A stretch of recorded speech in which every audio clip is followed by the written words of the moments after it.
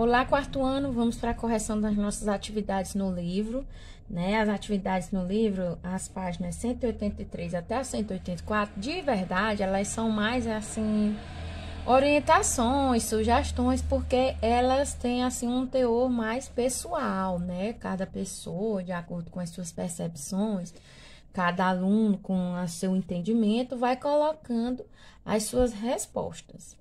Porém, algumas, elas realmente têm um norte, precisam de uma orientação. Então, vamos fazer aqui alguns comentários a respeito.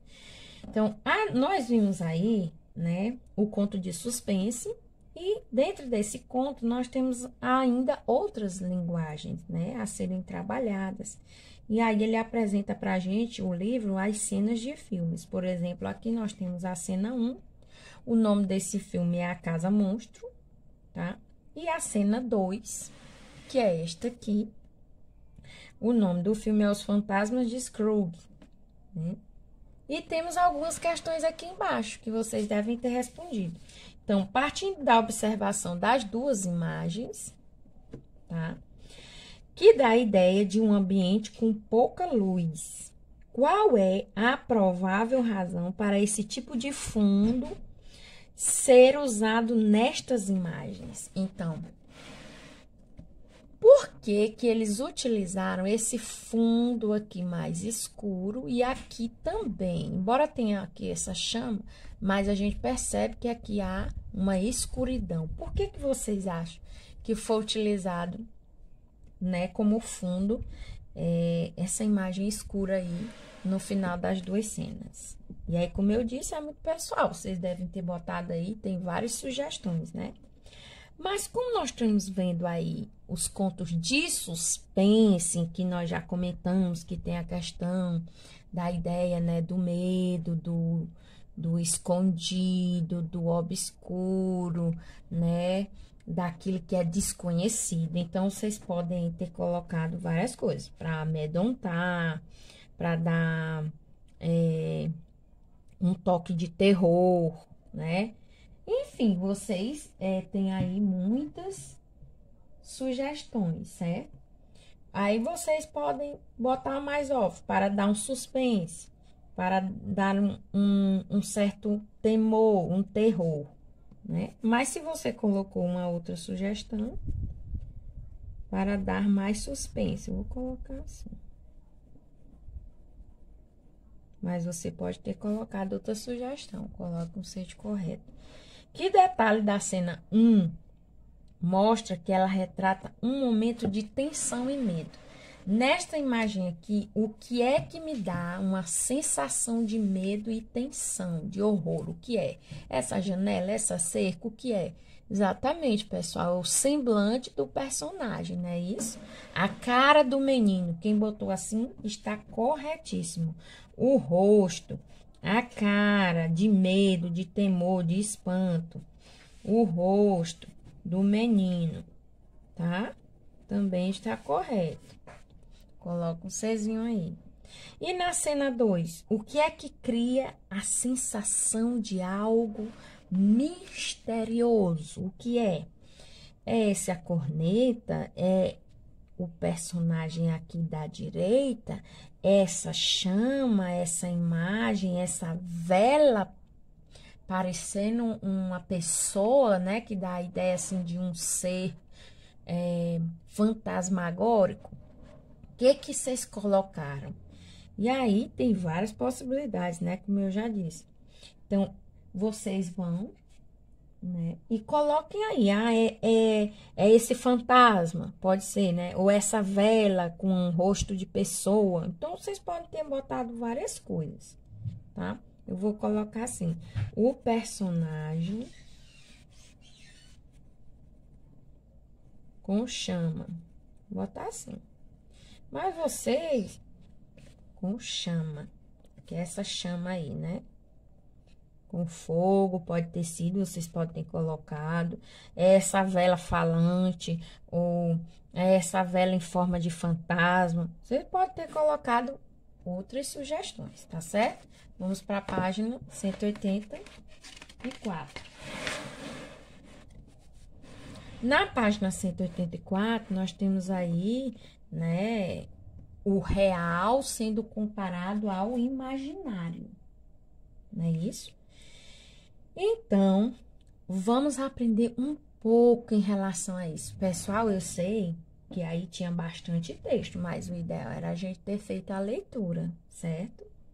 Quem lê sabe. Lembram dessa frase? E quem escreve aprende.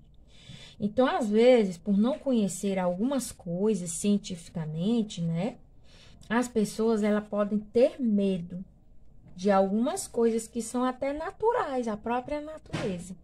Antigamente, sabe, o homem, ele tinha muito medo dos raios e do fogo, nem se fale, porque eles não conheciam e não dominavam nem os raios e nem o fogo. Onde vocês moram, existem pântanos e cemitérios. E, pessoal, onde eu moro, aqui próximo, tem um cemitério. Assim que eu vim morar aqui, nossa, eu tinha tanto medo de passar por lá. Hoje não, a gente acabou se acostumando. Ui, que arrepios! Muitas pessoas já relataram ter visto chamas que pareciam fantasmas surgirem nesses lugares. E ainda diziam que essas coisas corriam atrás de quem estivesse por perto. Veja o que a ciência descobriu sobre isso. Sobre o que, pessoal? Sobre algumas pessoas na vida real, tá bom? Relatarem que viram em cemitérios e em pântanos chamas, fogo, ou mesmo um pó mágico, magia. Às vezes as pessoas dão esse nome. E isso é verdade. Em cemitérios e em alguns pântanos acontece muito esse fenômeno. E nós vamos aprender, ou vocês já aprenderam se tiverem lido, né, em casa. Ele se chama cientificamente fogo-fato. É um impressionante fenômeno que costuma ocorrer nos cemitérios e pântanos. De tempos em tempos, surgem misteriosas chamas azuladas que aparecem por alguns segundos na superfície e logo depois elas somem sem deixar vestígios, tá? Parece algo mágico, sabe, pessoal? Então, quem não tem esse conhecimento científico que vocês já conhecem agora ou estão passando a conhecer, se de repente acontece de vocês presenciarem, isso não é algo comum e nem corriqueiro, tá bom? É uma coisa que demora bastante tempo para ocorrer, mas sim, acontece. Hoje os cientistas sabem que esse fogo esquisito está ligado à decomposição dos corpos de seres vivos. Nesse processo, as bactérias que metabolizam a matéria orgânica produzem gases que entram em combustão e espontaneamente em contato com o ar. Ocorre uma pequena explosão e a chama azulada vem acompanhada de um estrondo, brum, que assusta quem está por perto, afirma o químico Luiz Henrique Ferreira, da Universidade Federal de São Carlos. Pessoal, as pessoas mais antigas, que hoje a gente nem sai de casa, né? Mas antigamente, para a gente se deslocar de lugares, eram distantes e era a pé. Então, assim, a nossa percepção da natureza, das coisas, dos lugares, ela era bem mais intensa e era respeitosa também. Hoje a gente não respeita o que tem, se é uma flor que se dá broxou, se é um muro que caiu, se é uma árvore, a correria é tanta que a gente não percebe o nosso meio, a nossa volta. Mas antigamente, os mais velhos, eles contavam muito que viam essas coisas, sabe? E aqui, de acordo com esse artigo, fala em luzes azuis. Mas, assim, eu já tive relatos de meus avós, pessoas mais antigas, dizendo que é uma chama colorida, às vezes até alaranjada. Então, eu acredito que dependendo, né, das matérias-primas que estavam ali sendo decompostas, sim, elas podem variar de cor. Mas, enfim, então agora, né, se por acaso alguém... Olha um outro exemplo que não tem aqui e eu gostaria de falar para vocês, que é muito... Era comum, não sei se hoje com vocês é. Quando eu era criança, as pessoas, elas tinham o hábito de levar garrafas com água para os túmulos das outras pessoas. E quando eu ia ao cemitério, eu tinha uma curiosidade e perguntava, mãe, pai, por que botaram aquela água ali, naquele túmulo, naquele, né, no local lá onde o morto estava? enterrado. Aí ele dizia, não, minha filha, é porque aquela pessoa, ela morreu de sede. E aí, além de eles deixarem essa garrafa com água para aquele morto, né? Eu ficava, mas como ele vai beber? Aí, não, mas ele bebe. À noite, as almas vêm e aí elas bebem, sabe? E quando você não tem o conhecimento, você acredita, né? E eu realmente passei a acreditar naquilo. E o que fazia com que eles acreditassem que essa água era bebida é porque, com o passar do tempo, a água realmente ia diminuindo o seu volume. Ou seja, a garrafa ia ficando seca, tá? Mas aí, o que que a gente aprende na aula de ciências? Que a água, quando ela está exposta no ambiente, né? Ou seja, em qualquer lugar que ela esteja, né? E tenha muita incidência de sol, ela vai evaporar, não é isso? Então, aquelas garrafas, hoje eu sei, né? Tudo bem, há quem creia, quem acredite que, enfim, também não vou debater. Mas, cientificamente, comprova-se que aquela água de verdade, ela não foi bebida por um espírito nem uma alma. Por quê? O que acontece de verdade é que ela foi evaporando, né? Com a incidência do sol, essa água ela vai diminuindo seu volume, porque ela se torna vapor e se transforma em ar, não é isso?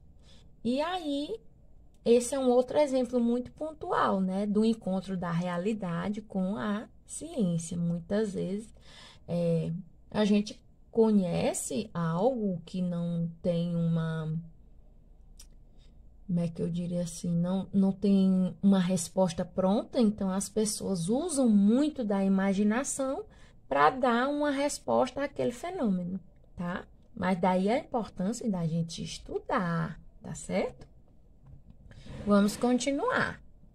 Então, e por que esse fogo que queima em poucos segundos, por causa do contato com ar, seria capaz de correr atrás de algumas pessoas, como muitos já disseram? Aí ele continua, né? Para quem está perto do fenômeno, a reação é instintiva.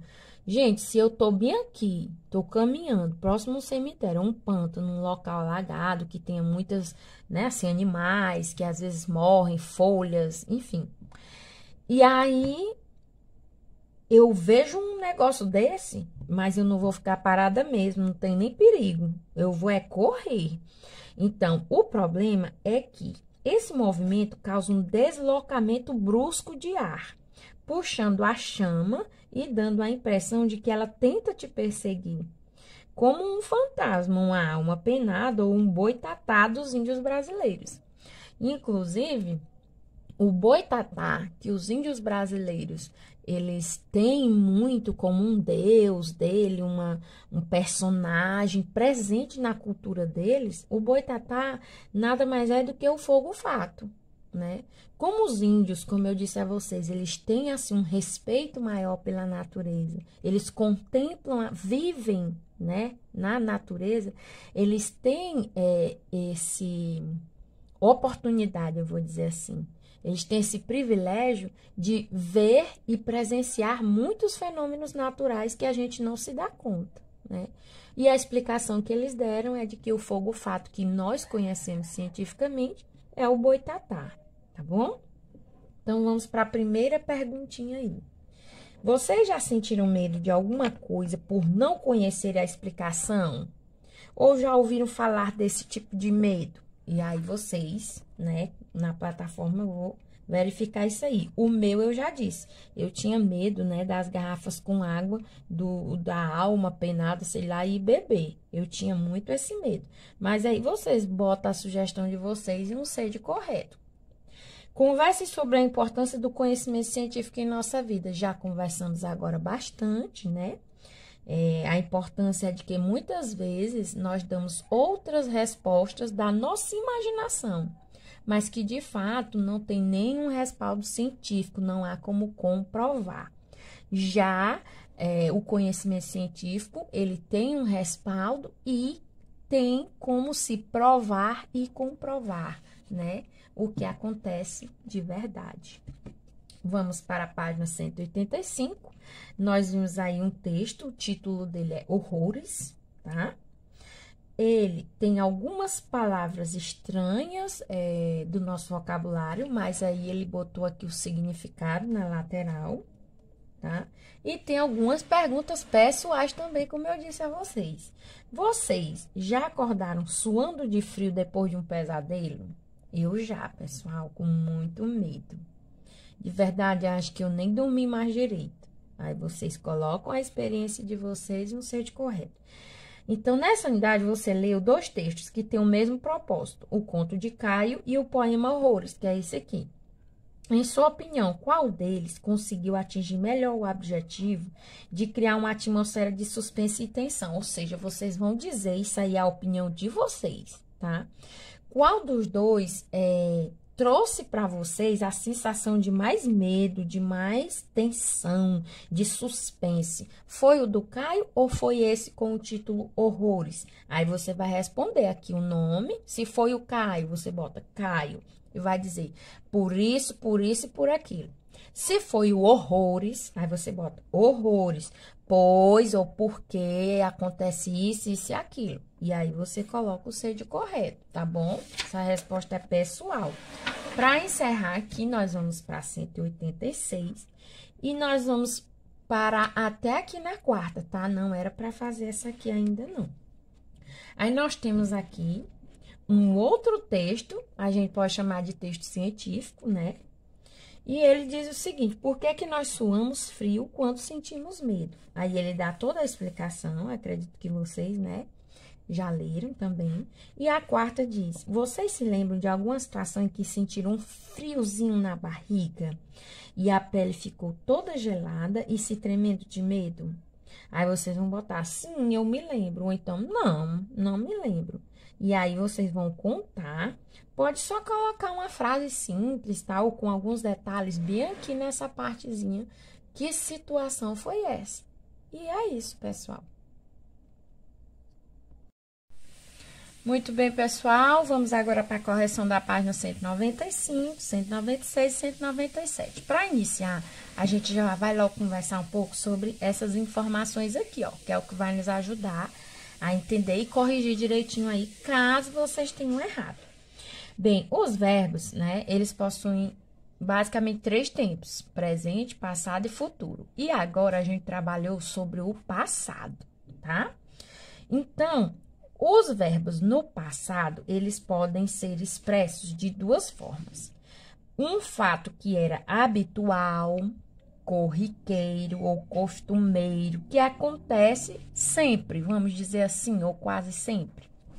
Ou o verbo no passado pode ser um fato acontecido, terminado, realizado naquele ato, naquele momento que passou.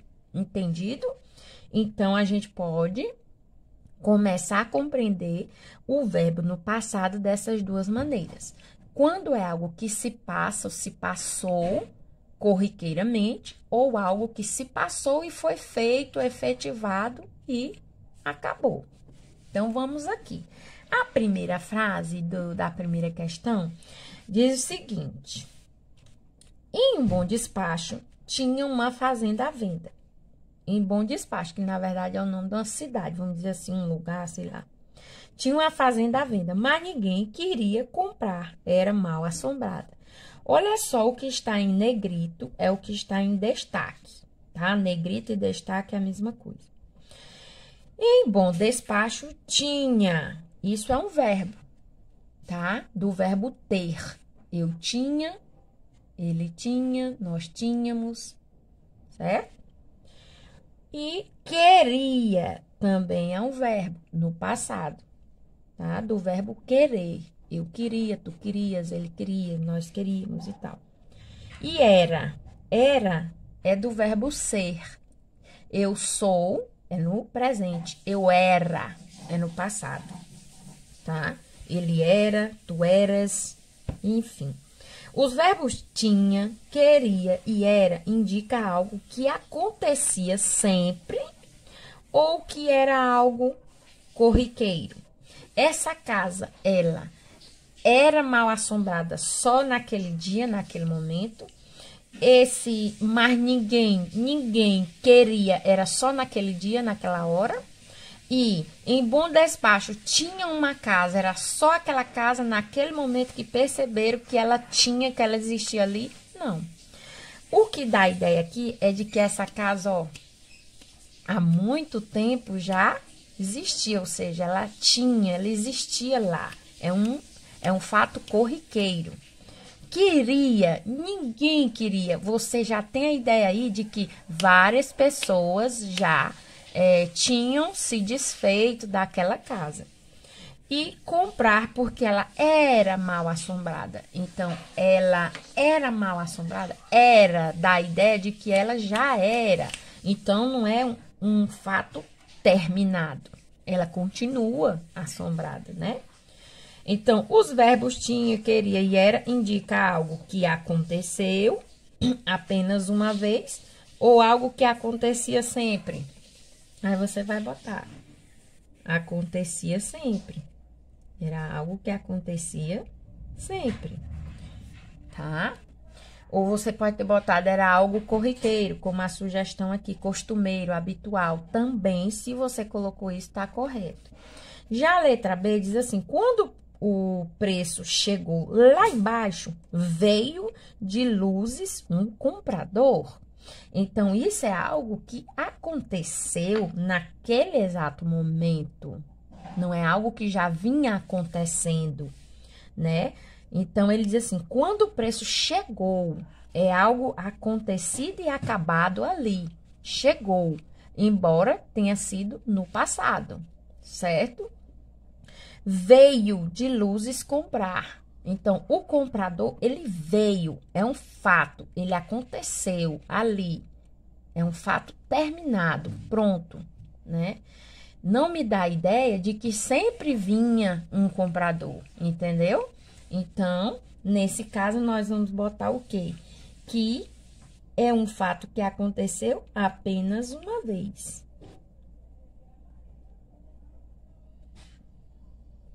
Ou você pode ter colocado um acontecido ou terminado. Também vai estar correto se você fez isso. Segunda questão. Observe os verbos destacados e escreva no quadro os verbos que correspondem a cada uma das ideias. Os verbos destacados, como vocês já sabem, são esses em negrito. E nós vamos pegar ele, ó. O caseiro aconselhou o homem a passar a noite na fazenda. E o homem ficou para dormir. Então, aconselhou tá no passado, ficou também. Mas eu pergunto, é algo corriqueiro que sempre acontece? Ou foi algo que ocorreu ali, naquele tempo determinado? Muito bem, então você vai colocar bem aqui embaixo nessa coluna, ou se você já até colocou, você vai escrever os verbos aconselhou e ficou aonde, pessoal? Aqui, porque ocorreu apenas uma vez. Aí, você escreveu aqui. Se você escreveu, você vai colocar um C de correto. Se por acaso você se confundiu aí, apague e aí faça a correção.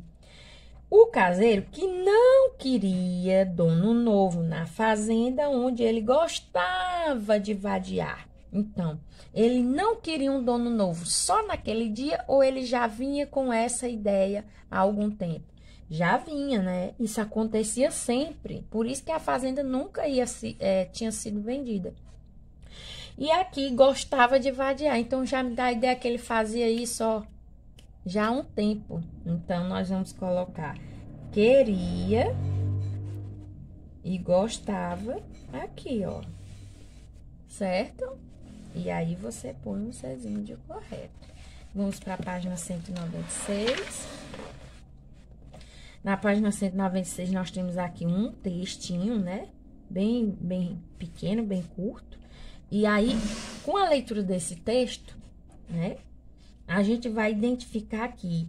Vamos fazer o seguinte, pintar de laranja, onde nós encontrarmos um verbo no passado que for um fato habitual e costumeiro. Ou seja, que ocorre sempre. E de verde, uma coisa que ela acontece só uma vez. E usando essas duas palavras, fica mais fácil de compreender, né, não?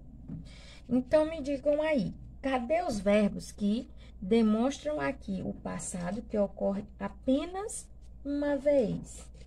Quais foram os verbos que vocês encontraram, hein, pessoal? Que ocorreram apenas uma vez. Tô procurando aqui um lápis de cor. No texto todo, eu tenho um verbo viver, que está no passado. Vivia, vivia. Então, se ele vivia, ele me dá uma ideia de quê? De que isso já vinha acontecendo mesmo, estando no passado, tá? E agora, nós vamos pintar de verde os verbos que dão a ideia de algo que ocorreu, mas somente uma vez, certo? E aí, qual é a palavra que vocês vão me dizer? Subiu, muito bem, do verbo subir. Um dia, olha só, olha a dica, um dia. Então, ocorreu apenas uma vez. Aí, nós vamos pintar de verde. Um dia, né? Que mais? Qual é o outro? Agora tá fácil. Muito bem, latiu. E que mais? Só tem mais. Latiu você pode também pintar de novo, mas eu quero um outro diferente. Exatamente, desceu. Parabéns. Quem acertou, coloca o Czinho de certo. Quem esqueceu alguma, pinta, tá bom? E aí, nós vamos aqui para a próxima questão, tá bom? Aqui, pessoal, é um texto assim, na minha época do juventude, chamava de sinistro, né? Não sei como é que vocês chamam, mas a verdade é que é um texto de suspense, né? Que dá assim um certo... É a história, né, de um rapaz que queria comprar um caixão pro pai dele, o padrasto, na verdade. Então, escolha a frase que mostra o tempo indicado pelo verbo destacado. Olha aqui. O verbo é, aqui em um momento, você encontra a frase, o padrasto gozava de boa saúde. Então, o verbo gozar, tá? Que quer dizer o quê? Se desfrutar, ter prazer, né? É um estado agradável, gozar. Aí, ele diz, aqui, o verbo gozava, ele é um momento passado ou é algo que era habitual? A gente volta àquela ideia de novo. O verbo gozava aqui, ele dá a ideia de que ele ocorreu apenas uma vez ou quase sempre, vamos dizer assim, né? Habitual quer dizer que já é um hábito, que é quase sempre. Muito bem, pessoal, era habitual, né? Ele vivia bem, ele não tinha nenhum problema de saúde. Coloca o Czinho de correto e vamos para a próxima página. Pronto. Aqui na letra B, né, a gente tem dois verbos destacados, que é o verbo fez e pagou. E aí, a gente vai indicar, né, um momento determinado do passado, ou seja, esses verbos, ele deu a ideia de que ocorreu só uma vez, ou que era algo habitual. O marceneiro fez uma obra-prima e o moço rico pagou. Isso acontecia sempre? Não, né, pessoal? Então, não era algo habitual. O que ele era? Era um momento que foi determinado no passado. Quem acertou, parabéns. Aqui, nós vamos reescrever a frase, tá? Vocês vão fazer toda ela bem bonitinha. Eu vou fazer aqui uma maneira mais rápida. Reescreva o trecho do item B, como se o narrador contasse o fato empregando um passado que se repetia sempre, ou seja, que era habitual. Só que aí vocês vão ver como. O marceneiro, a gente vai olhar aqui para esse texto aqui, esse trecho aqui. O marceneiro, como se fosse habitual, sempre. Fez, o marceneiro fazia. Não é isso? Aí, você vai, completa tudo bonitinho, bota o ponto. O moço rico, nós vamos trocar a palavra pagou e nós vamos colocar como para parecer que ele sempre fazia isso. Exatamente, pagava. E aí, você faz todo o restante da frase, pessoal, certo? Então, no lugar de fez e pagou, você vai escrever fazia e pagava. E preenche todo o restante. Letra D. Aí, e se esse narrador estivesse contando essa história no presente? Então, nós vamos fazer a mesma coisa. Pegar a palavra fez, o verbo, colocar no presente. Fez está no passado. No presente é o quê? Pessoal? Muito bem. Aí você vai e completa, tá? O marceneiro faz, ou seja, ele tá fazendo agora, faz uma obra-prima. Aí você completa. O moço rico, aí o que ele faz para ficar no presente? Paga. Certo? O moço rico paga tudo e um pouco mais. Aí você completa a frase e bota um sede correto. Segunda questão, nós temos aqui as formas verbais abaixo expressam ações acontecidas e terminadas em um tempo determinado. Reescreva as frases tornando-as o quê? Habituais e costumeiras, ou seja, para dar a ideia de que sempre vinha ocorrendo, tá bom? Então, quando eu troco aqui ouvi, que quer dizer que aconteceu ali, naquele momento, eu troco por qual verbo para que ele fique de uma maneira que dê a ideia de que sempre... Exatamente, eu ouvia, entenderam? Dá a ideia de que eram várias vezes. Então, você vai trocar aqui ouvir por ouvia. Completa a frase e aí bota e me... Para dar a ideia de que eu não me assustei só naquela hora, para que eu sempre ficava, aí você vai e coloca. Ouvia um barulho e me assustava. Aí, ele vai passar a dar a ideia de que isso acontecia outras vezes, né? Aqui, elas escreveram, mas para dizer que era corriqueiro, aí você troca, escreve elas escreviam. E aí, ele está no passado, mas passa a ter a ideia de que era algo corriqueiro. E completa toda a frase, coloca o sede correto. Aqui na letra C, nós temos aqui, praticamos vários esportes na infância. Pronto, né? Praticamos, é algo que aconteceu, né? É um fato determinado. Para que ele seja algo da ideia de habitual, né? Que nós, né, fazíamos isso, né? Aí você vai e coloca assim. Praticávamos vários esportes na infância. E coloca o sede correto, um acentinho aqui. Senão ficava praticávamos. E aqui fica praticávamos, tá? O príncipe procurou uma princesa em reinos distantes. Ele procurou, não procura mais. E nem continua procurando. Para mudar isso, para dar uma ideia que esse príncipe vive, como é que a gente coloca? O príncipe procurava uma princesa em reino distante. E tchau. Corrijam aí, caso tenha acertado, parabéns. Se erraram, é a oportunidade de aprender, de refazer. E aí, a gente fica com a correção, tirem as fotos e enviem na aula.